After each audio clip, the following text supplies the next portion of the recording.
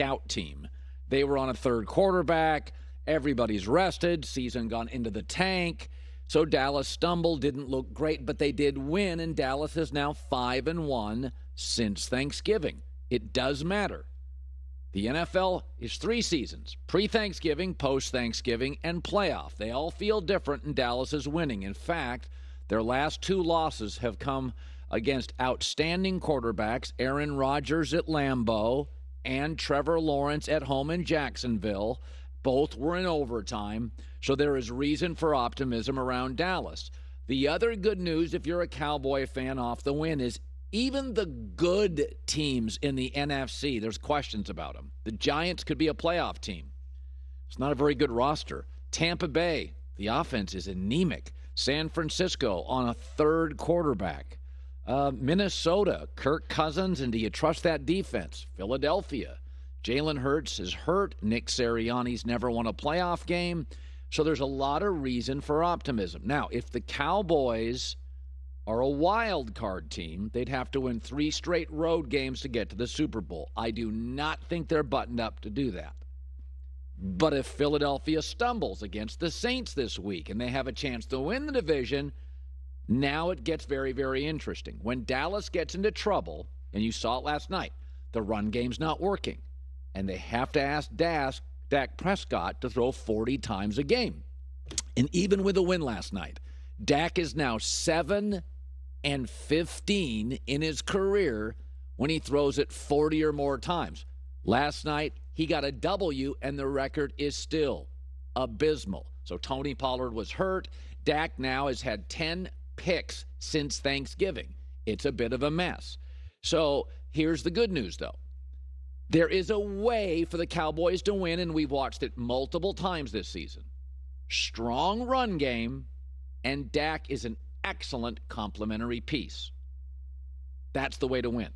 And here's where it gets really interesting for the Cowboys, and I'm seen as a Cowboy cynic. Not a hater, but a cynic. 8 of the top 10 run defenses in the National Football League are in the AFC. Dallas won't face them. Outside of the Niners, great run defense. The NFC teams that could be in their way, Minnesota, Giants, Commanders, believe it or not, Eagles, Minnesota, Carolina, Tampa, are all middle-of-the-pack run defenses. So we know there's a way for the Cowboys to win.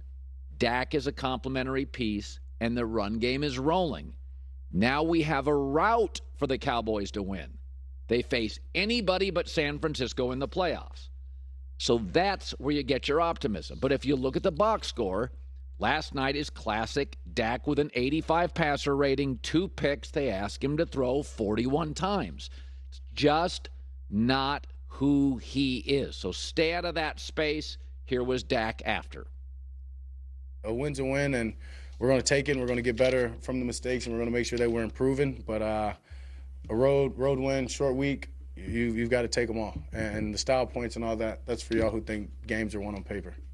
Okay, so the other story, it is amazing. Stuff gets going on the internet, and nobody pushes back, and then all of a sudden you wake up and Derek Carr's terrible. It's like timeout.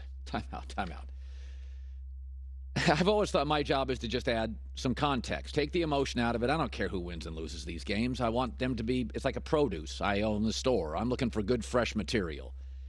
So Derek Carr's getting benched by the Raiders for the last 2 games. Why is he getting benched? Well, my feeling is they want him healthy so they can trade him. So Derek Carr in his contract has $40 million guaranteed money. They're injury guarantees. So if he gets hurt, one of the NFL's poorest owners, Mark Davis, would have to write him $40 million check. They don't want to do that. They want to move off Derek Carr. I think it's a mistake. So the Raiders want him healthy. They want to trade Derek Carr, and they want him healthy. And there is no big dead cap hit if they moved him. We've mentioned that multiple times this year. He is one of the rare good quarterbacks in this league. You can move now and not be a big dead cap hit. I wouldn't move him. I don't think this is a great college quarterback class. I just wouldn't. But I'll say this, just to defend Derek Carr again. He's 31 years old. He's already at 35,000 yards. That's with multiple coaching changes, constant chaos, often bad offensive line. He's at 35,000 yards. If he plays just 3 more seasons, and my guess he'll play double that. He'll play at least 6 because he's never really been hurt consistently. He's always ready to play. He's a tough kid. If he plays just 3 more years, that's it. He's 31. He will blow past 45,000 yards passing because he's at 35,000 now and he averages 4,000 a year. So he'll blow past 45,000 yards passing. 16 quarterbacks in league history have done that.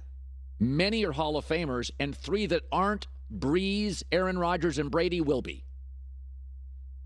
And the guys that have done it who didn't make the Hall, Phillip Rivers and Carson Palmer, were damn good. Derek Carr's a good quarterback.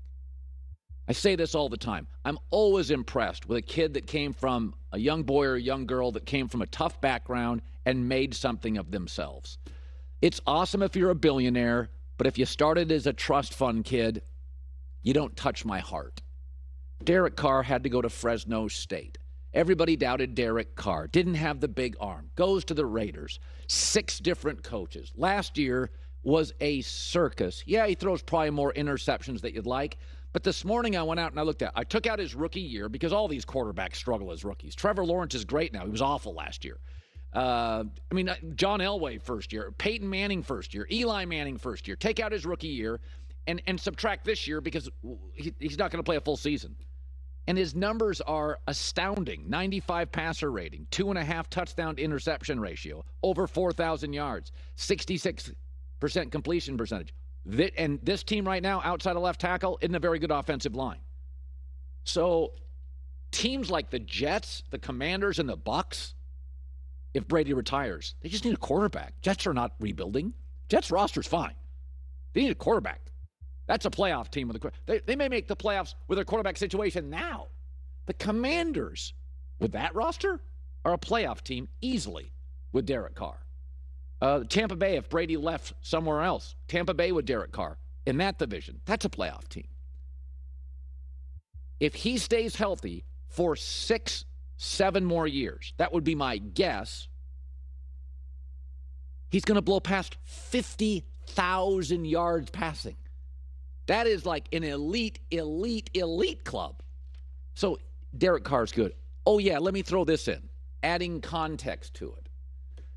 Now, I love Patrick Mahomes, but he inherited Andy Reid and Tyreek Hill and Travis Kelce and Brett Veach, the GM, and the Hunt family, okay? So, and we all know Mahomes is great, right? And he's better than Derek Carr. But since Derek Carr entered the league, do you know what the Raiders' defense has been?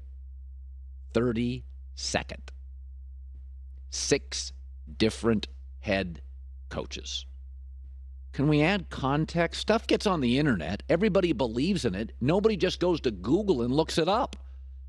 Yeah, last year, as he carried a wobbly franchise with an interim special teams head coach to the playoffs in the superior AFC, he threw some picks.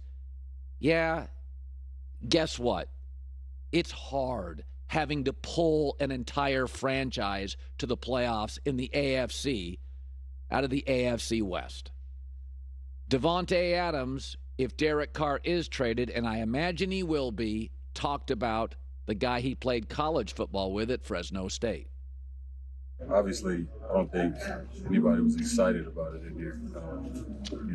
Him being one of my really good friends, and the reason why I came here in the first place. I mean, I wouldn't be here right now if he wasn't, here. So, I think everybody knows how I feel about him, and with that said, there's a process of how things go, and I'm not gonna sit here and go on and on. But obviously, I support my guy. The best part about the interweb is that you see some very, very clever, smart, funny people. The worst part is stuff goes downhill like an avalanche, and nobody actually does any checking. Just Google his career stats. And remember, he's on his 6th coach. He's like 3rd or 4th GM. I mean, this year he didn't have Hunter Renfrow or Darren Waller most of the year. He did have Davante Adams. But, I mean, go look at the first-round picks that Mayock and Gruden whiffed on. This guy's playing Mahomes twice a year. Now it's Herbert twice a year. Thank God Russell Wilson is struggling. Derek Carr would make the Jets, the Commanders, the Bucks minimum playoff teams next year. He's really good. He's just like a lot of young people, had to overcome a lot. A lot. His franchise move, for God's sakes. How many people have to deal with that? In all the chaos, yeah, we're moving to another state. A lot of players choose to move. The franchise doesn't move and they have to chase it. All sorts of good stuff today. Blazing 5 next hour. Joel Klatt, great college football games, capping the